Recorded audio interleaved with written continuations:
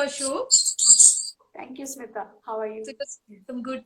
Doing good. So hope you had a great day. It was a working day for you. It was a half a day, yes. So the morning was a working day for us, yes. So welcome to our episode 20 of our session. Thank you for Series welcoming and me to this.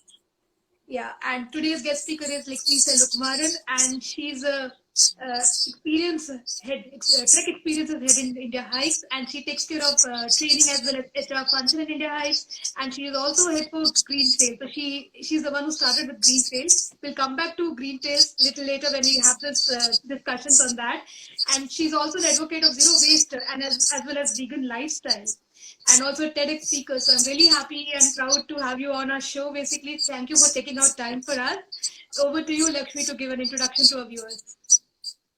Thank you so much, Smita. I am very, very happy to be part of your initiative.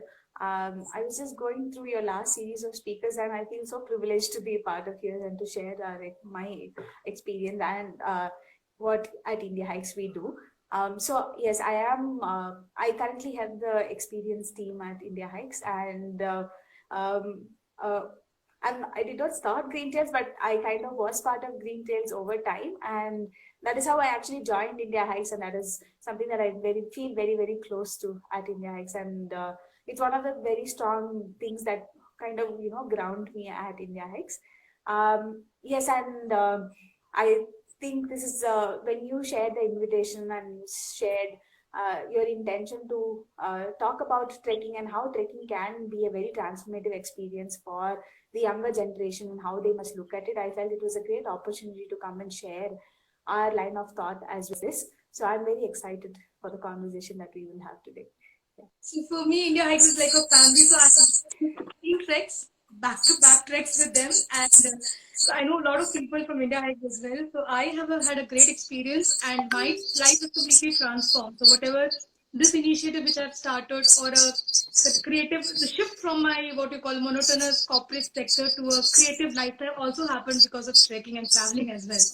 So yeah, so this is every time I mean I saw when the guest speaker comes, it's like it's like a Q&A session. It's right now it's more of a I mean what you call a love for trekking and love for the traveling. That's the reason I wanted to have this session, and so that I could create an awareness of youngsters as well that traveling or trekking specifically can actually change their line of thought as well.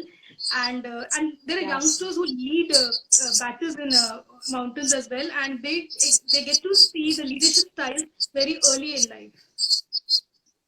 So yeah, coming back to Q&A, basically questions and all. So yeah, we wanted to know, the viewers specifically wanted to know the journey of India Hikes into the trekking world. Right. I think I'll start by talking about how India Hikes even started. I think India Hikes started as a documentation organization. Our founder, Arjun Majumdar, he wanted to I think he's been a trekker since his childhood, and one of the things he realized, or he continued to realize, was the lack of information that was available on the plenty of treks that are available in the Himalayas for normal average Indians to do.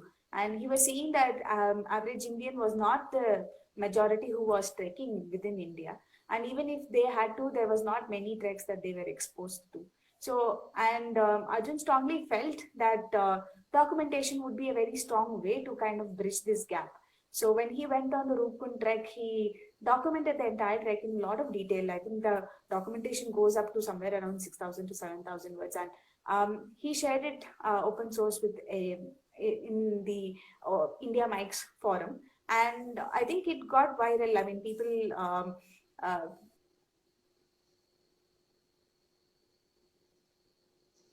kind of found the value that the information could offer.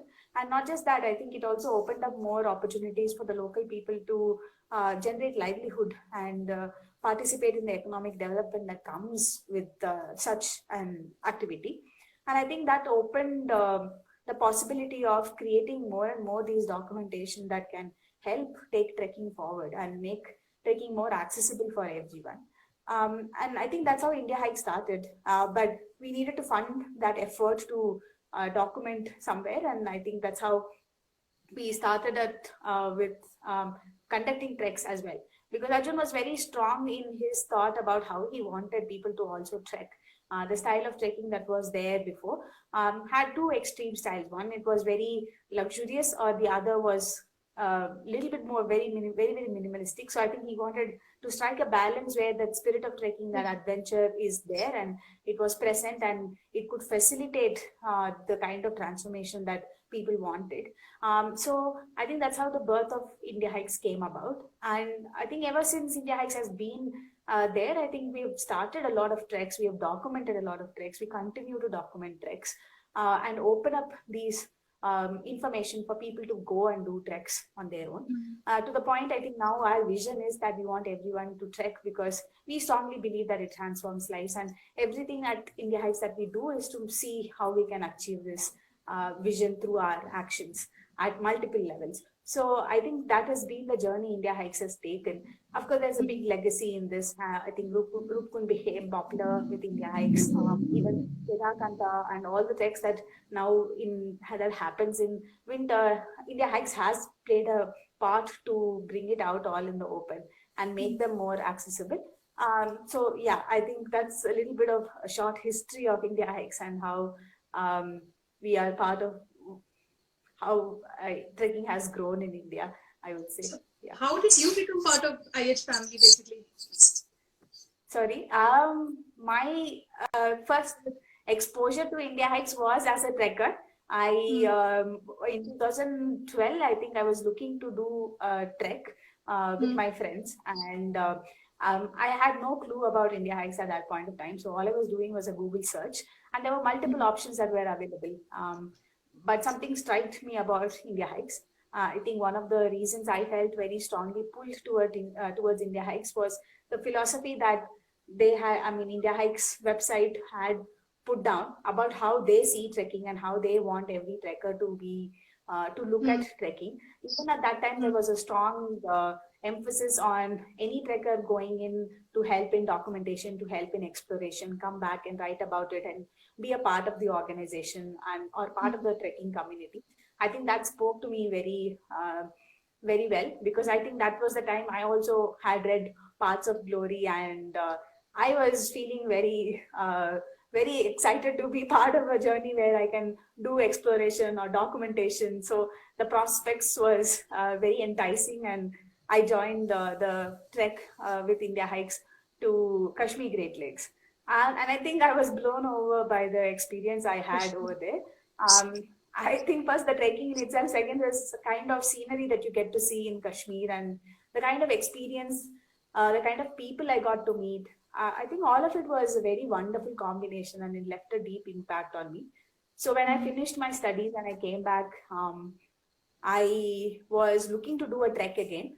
And while I was browsing through the website, I came across work with India Hikes, and I found a short-term opportunity which I took on, and that short-term opportunity became a 6-year affair with India Hikes till now. Yes. Great to know that. And tell us about Green Trail also, because I keep mentioning that whenever I go to India with India Hikes for trekking and all, the main emphasis on Green Trail, and which is very important as well. So what is the vision about Green Trail, and if you can share your thoughts on it? Yeah, so I think Green Trails is a very fundamental part of India Hikes. Actually, I joined in India Hikes as a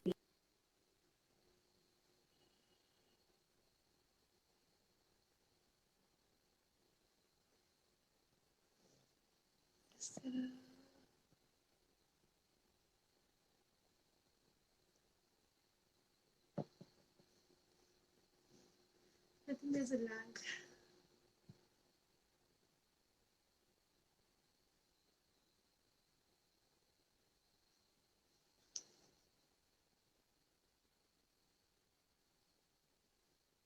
I think there's a lag, I suppose.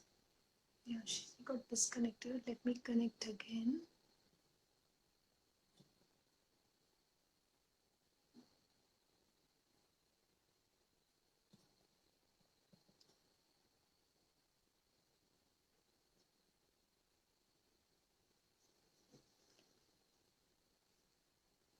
Till that time, you can listen to this. I think there was a lag, yeah. Yeah, hi. I am sorry. I think maybe I have an internet issue.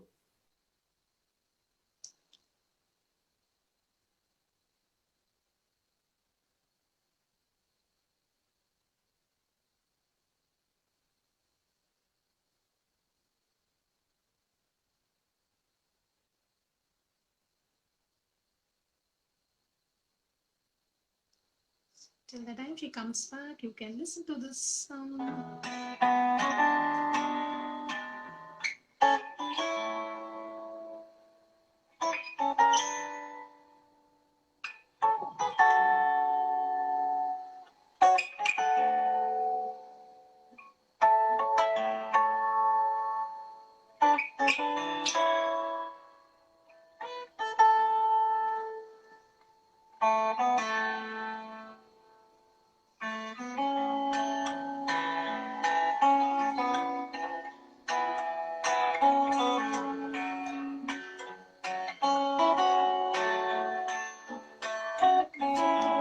Issues all the time. She comes back.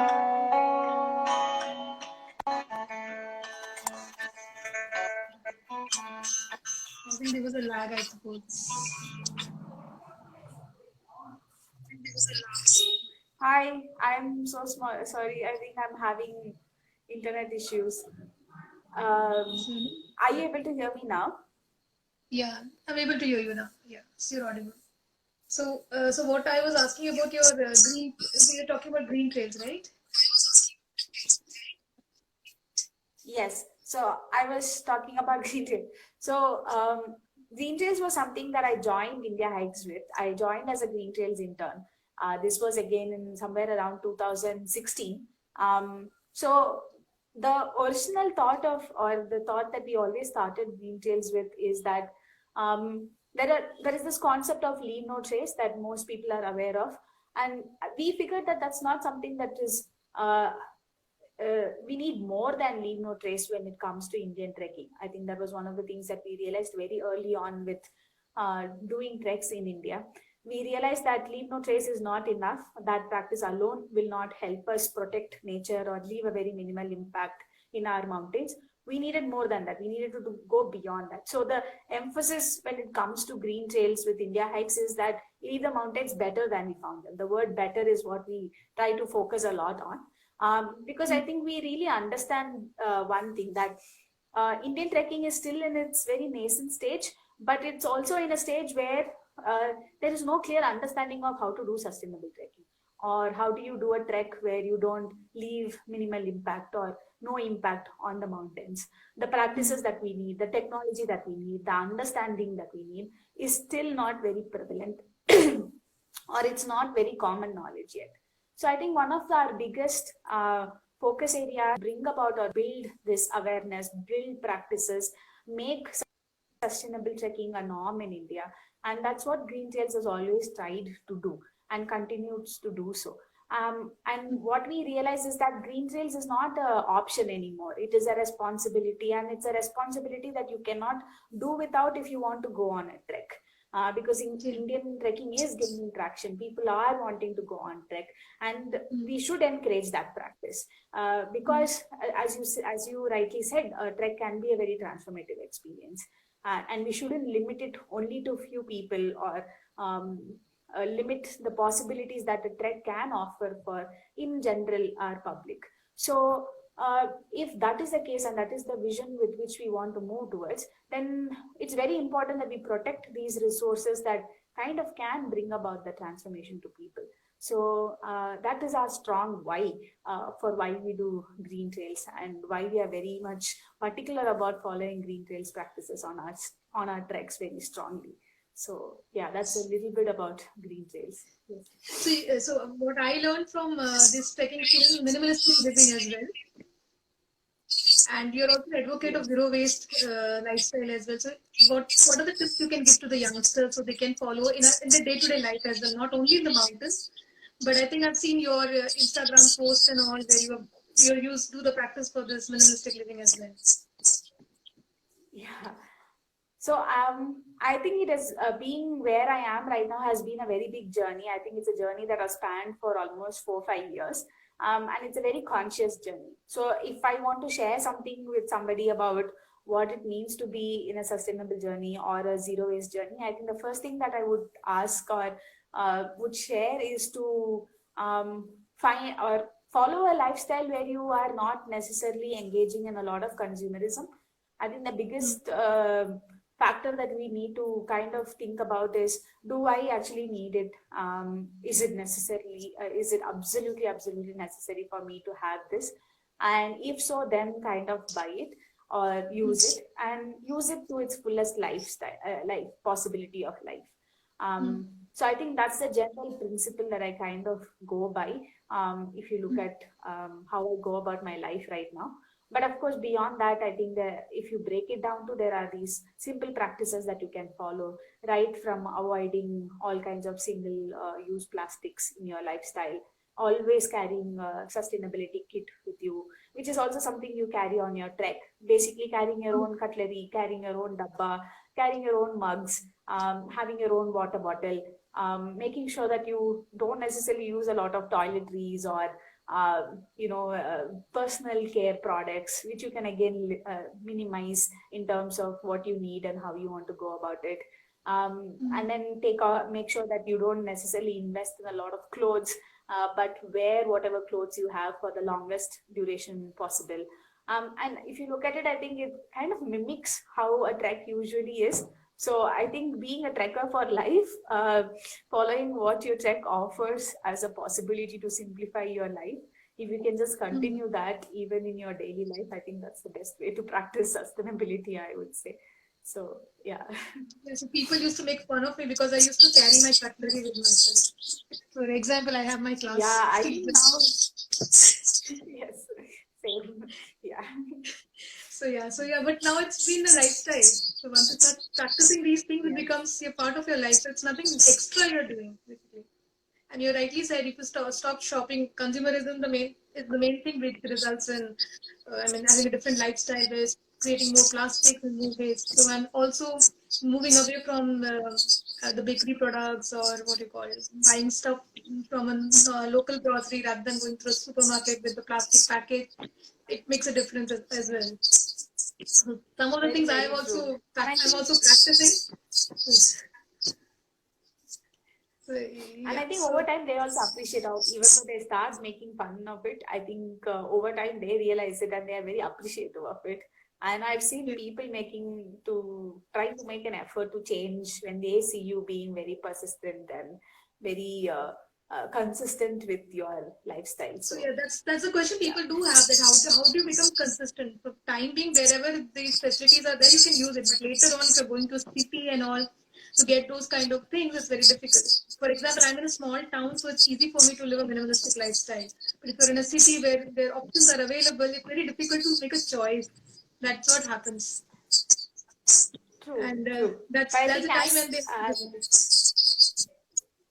True, but I think once you start understanding that it is a personal choice that you have to make every single time, I think, and you start choosing sustainability every single time, it just becomes easy over time. Nowadays, I don't even see the other options. It just doesn't exist in my purview, and I'm always mentally ready for what I want. It has come with a lot of time, with a lot of effort.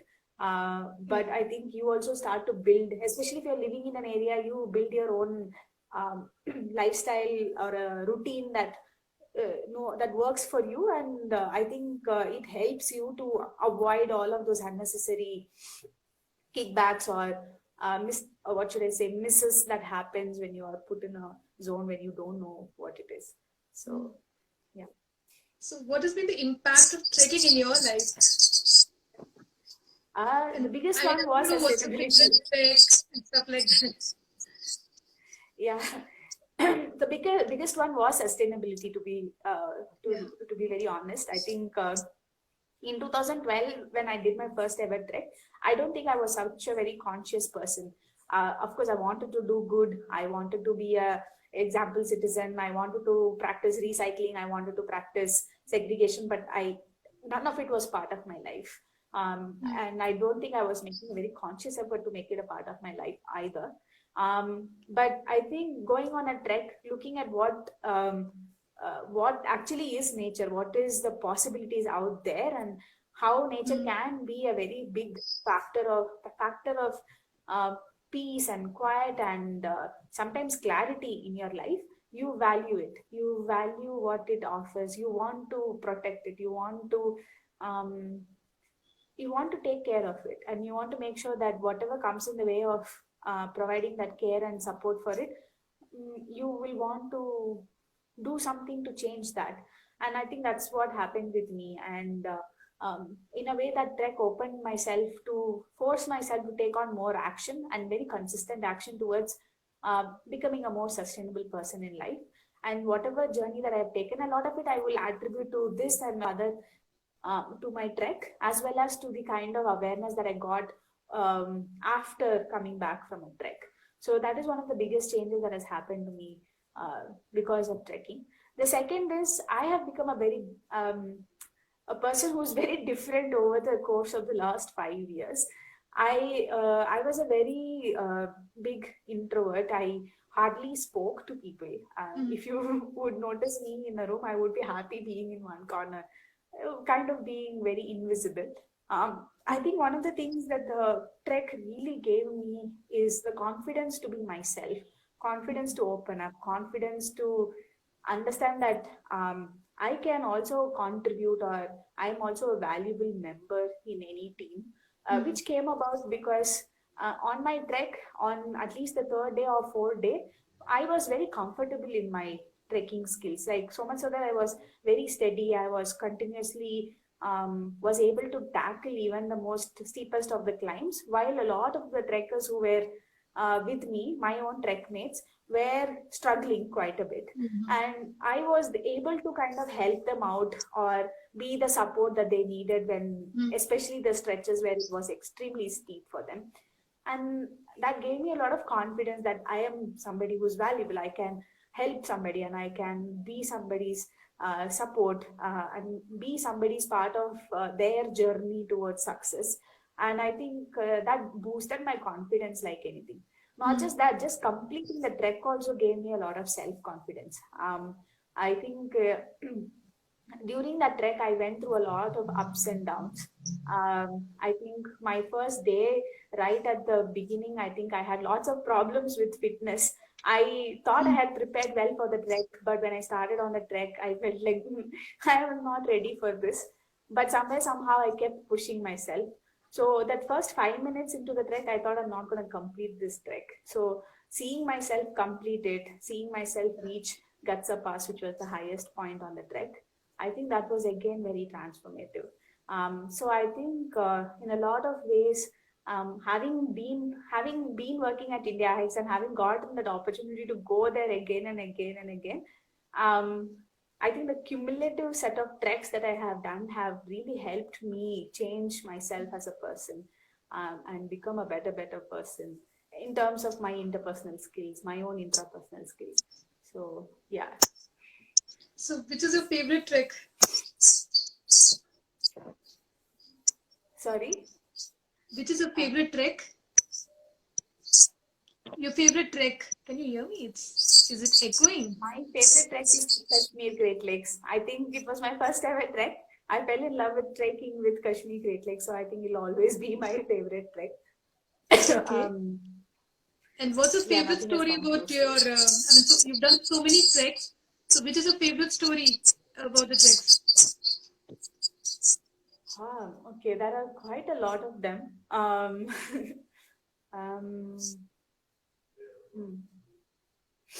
my favorite story, I think it would be the Dayara Bugyal trek. This was a trek where I was one of the facilitators for the program that was happening for youngsters. Essentially, it was a program for students from IIM Lucknow.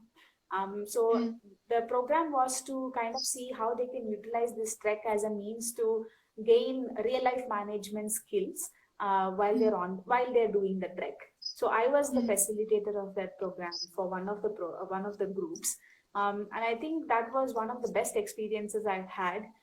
because so far every trek has been a very personal journey to me. I have changed personally.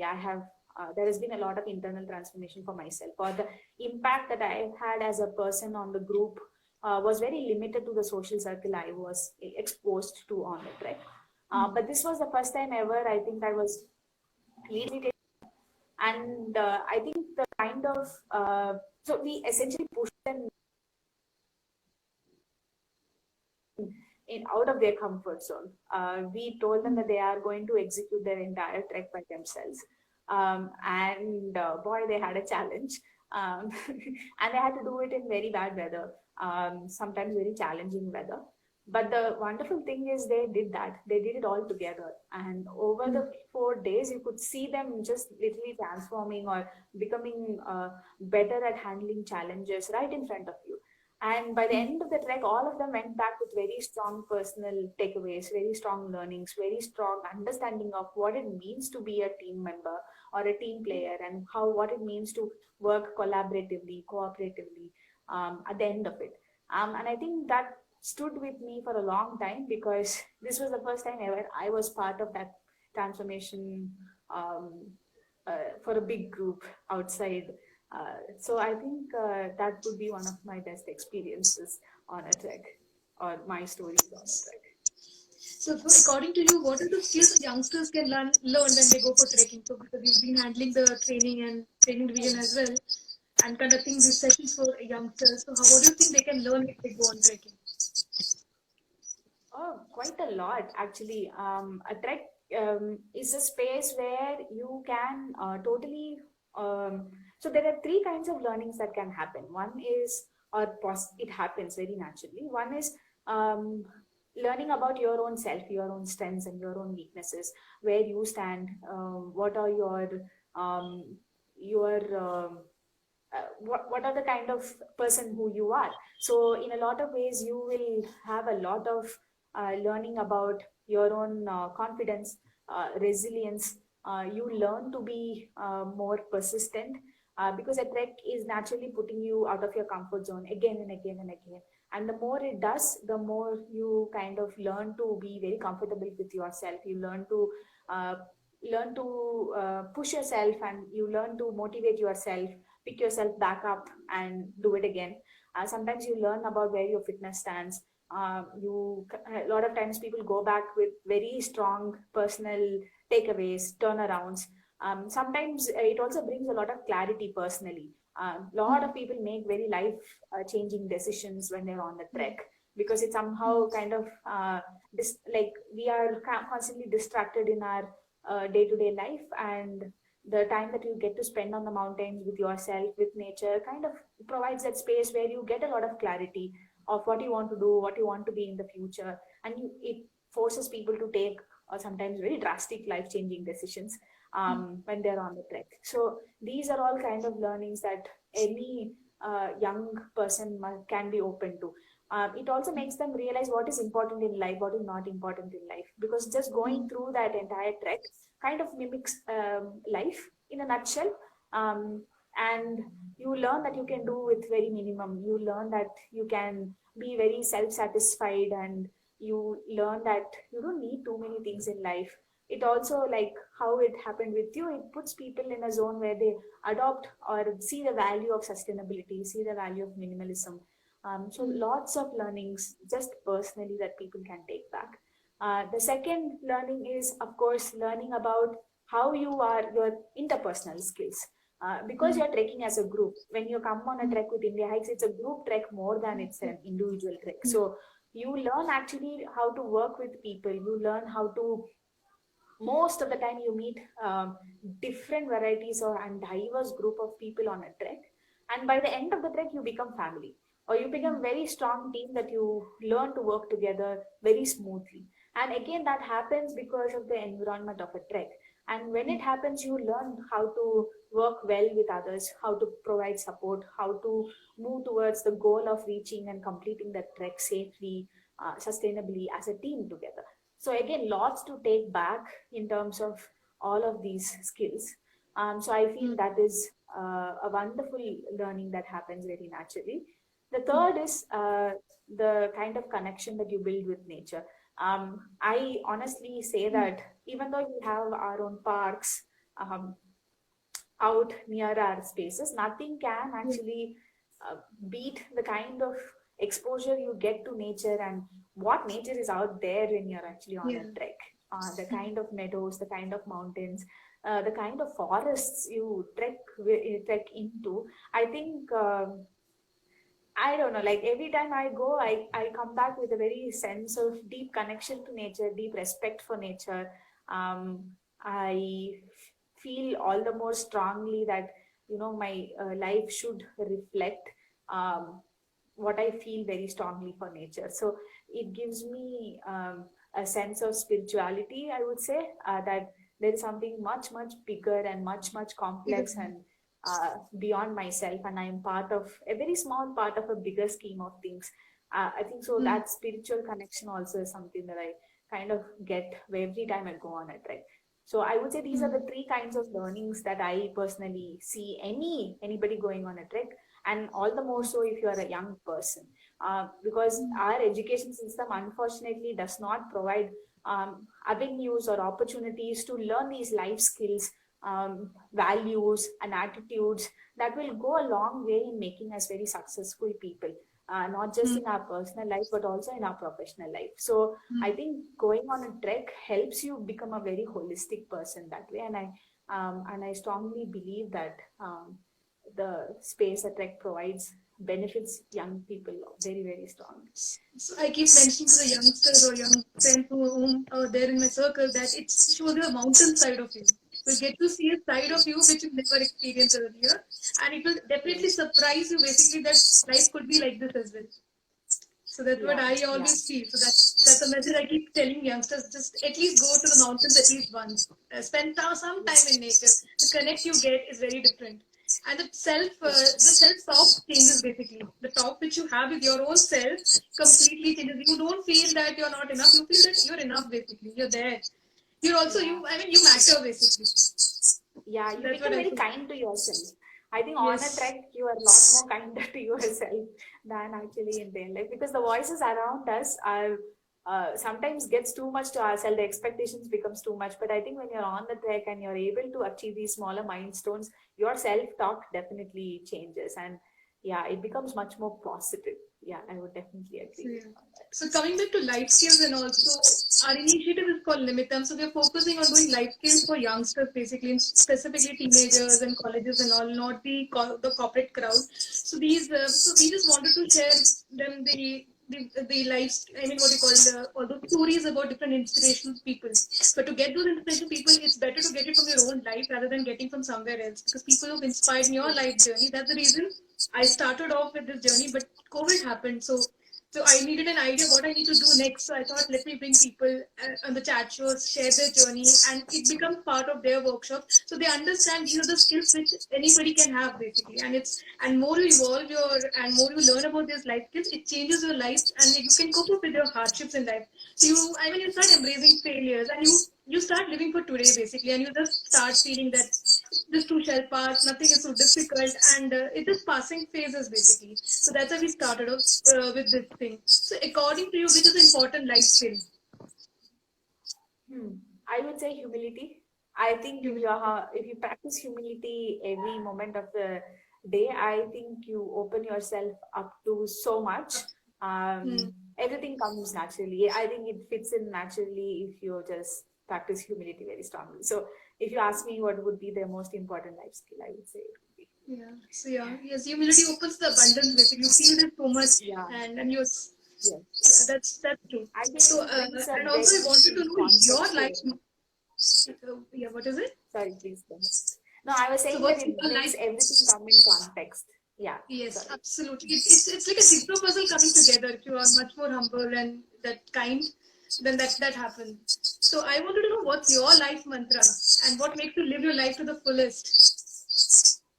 Um, I want to, so my life mantra is to be somebody who, um, hmm, I've always wanted to be somebody whose life has added a lot of value and perhaps meaning to others' lives.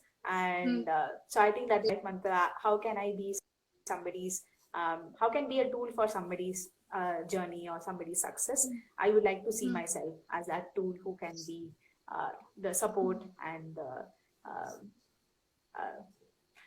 yeah, I think the space that others need to grow. So that would be my life. So yeah, so we come to the end of our questions.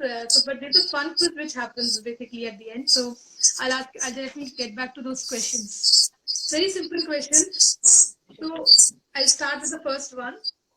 What month of the year has 28 days? February. All months actually. All months. February. So it's all months, basically all months have 28 days, right? We always remember February, yes. But that's it.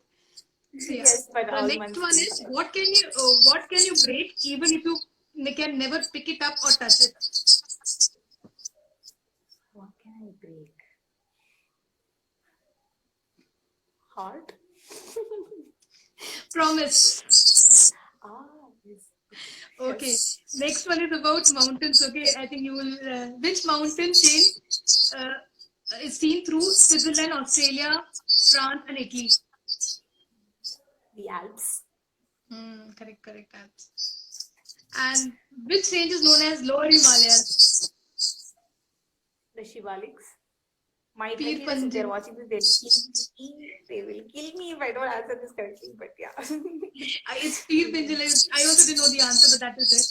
And the last question is: I have branches, but not fruits, trunks, or leaves. What am I?